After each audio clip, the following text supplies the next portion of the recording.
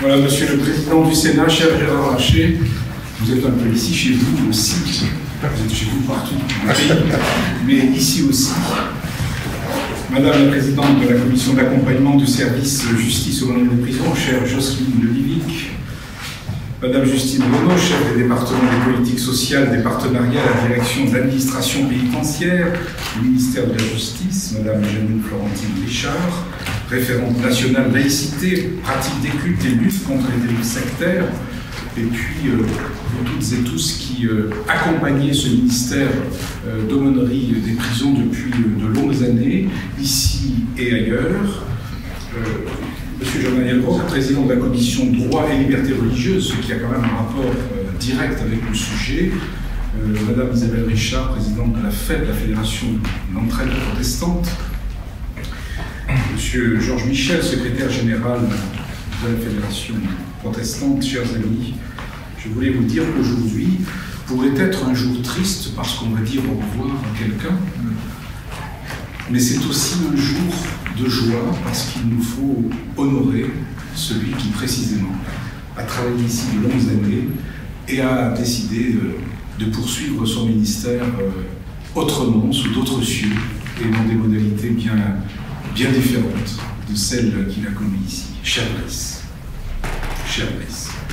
C'est un peu avec émotion que je dis ça, et quand je dis un peu, c'est beaucoup en fait. Cher Brice. Pourquoi? Parce que Brice ne fait pas partie des collègues avec qui j'ai commencé mon ministère. J'ai appris à le connaître en cours de route. Et donc ce que je vais dire, évidemment, va sans doute être décalé, mais ce que je vais dire, je le dis avec beaucoup de reconnaissance.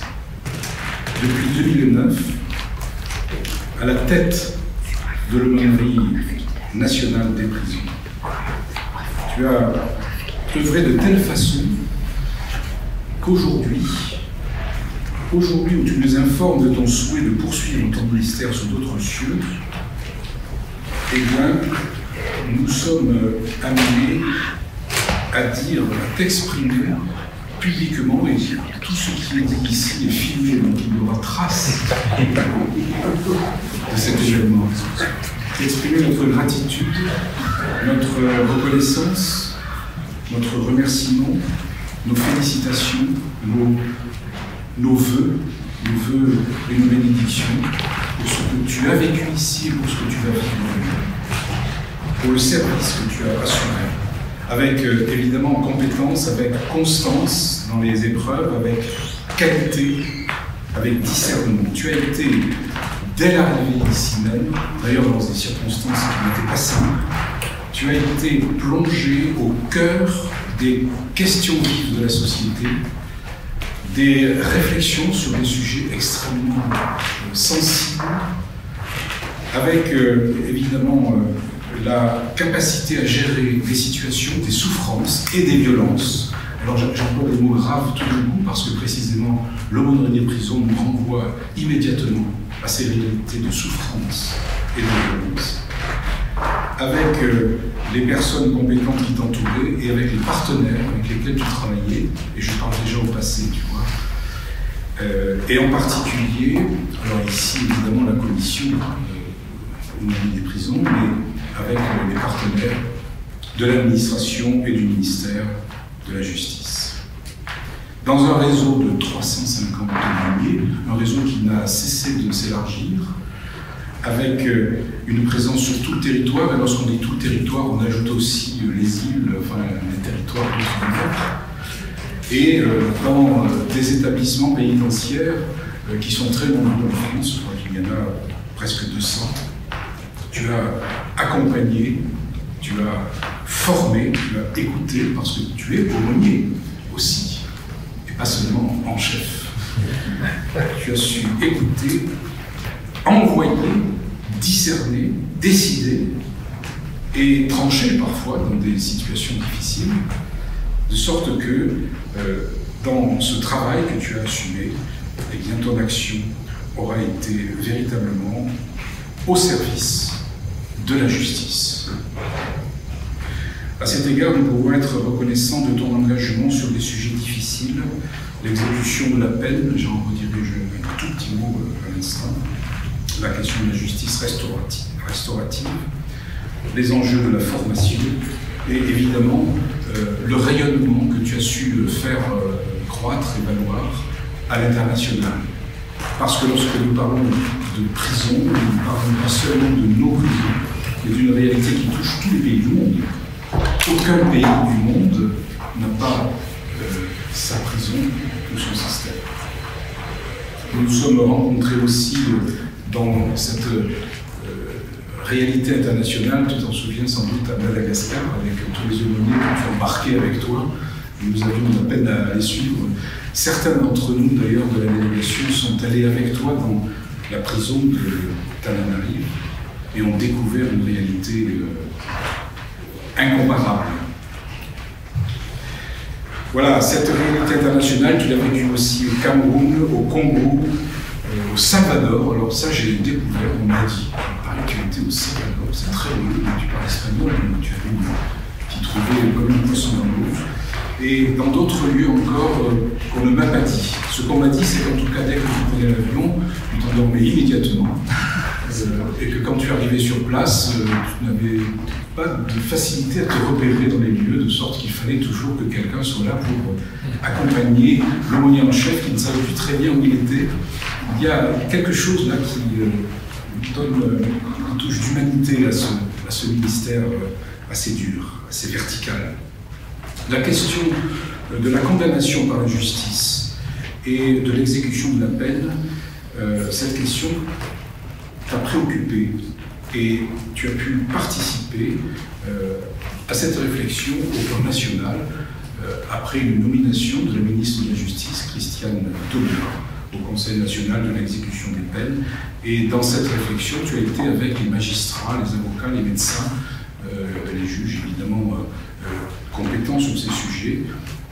Tu as été amené donc à apporter la parole protestante et le regard protestant, le regard aussi évangélique sur ce sujet. Pour ce qui est de la justice restaurative, une expression que j'ignorais en arrivant ici, tu as été aussi un de ceux qui a permis que la réalité, toujours un petit peu difficile à saisir, entre dans les textes de loi et de faire en sorte que ce dispositif comment dire, est un avenir dans notre pays. Et là, je crois que la marge de progression est encore très grande. Pour ce qui est du souci de la formation, tu as été un de ceux qui a été à l'origine de cette formation à Strasbourg pour les aumôniers, et pas seulement les aumôniers de prison, mais aussi les aumôniers des établissements sanitaires et médico-sociaux, et puis les aumôniers aux armées. Je salue d'ailleurs les aumôniers de ces deux autres corps ici présents. Et dans ce souci de formation, tu as été une cheville-ouvrière indispensable, avec des documents, des perspectives et des réalisations dont chacun reconnaît la qualité. Au moment de la Covid, tu as su aussi, au nom de cette aumônerie, réagir, anticiper, et avec la Fédération, créer l'écoute protestante, de sorte que les détenus, les familles aussi, de détenus pouvaient téléphoner et exprimer leur détresse, leurs attentes, alors qu'il était impossible de se rencontrer puisque les visites étaient interdites. Ce processus de présence, d'enracinement, d'incarnation d'un ministère dans la société, c'est quelque chose que tu portes en toi. Tu le portes avec une certaine élégance. Alors je sais que certains ici se disent, mais comment il s'habille, qu'est-ce qu'il est beau,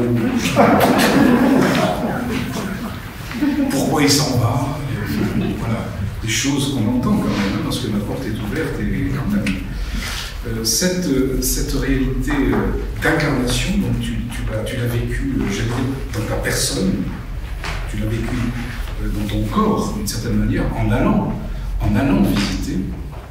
Et je me rappelle que, précisément, l'Évangile porte, dans son chapitre 25 de l'Évangile de Matthieu, cette injonction à aller vers le détenu.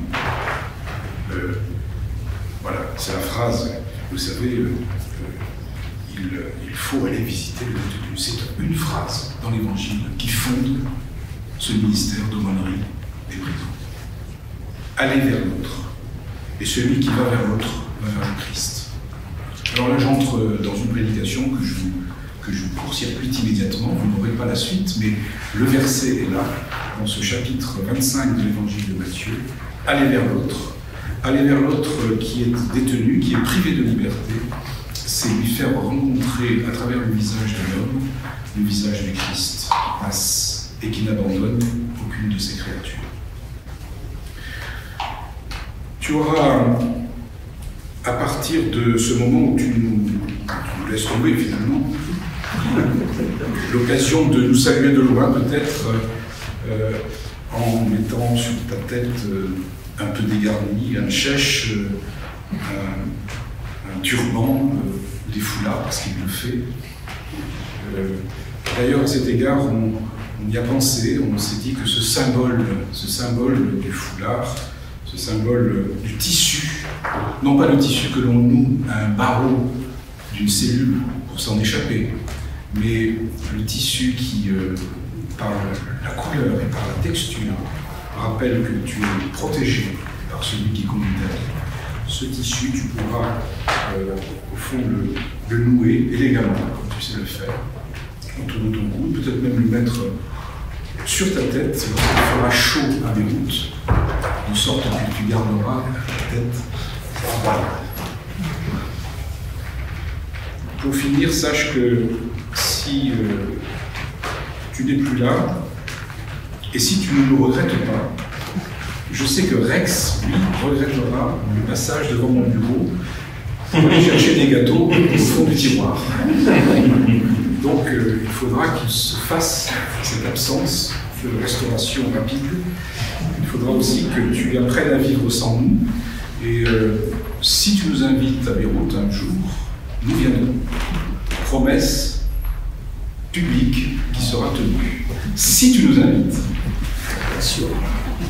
C'est avec beaucoup de joie et de reconnaissance que je voulais te transmettre tous ces mots de la part de chacun ici, parce que un ministère comme le tien ne peut être assumé que par une personne qui tient la route. Brice, tiens la route pour la suite, va avec la force que tu as. Bonne chance. Merci.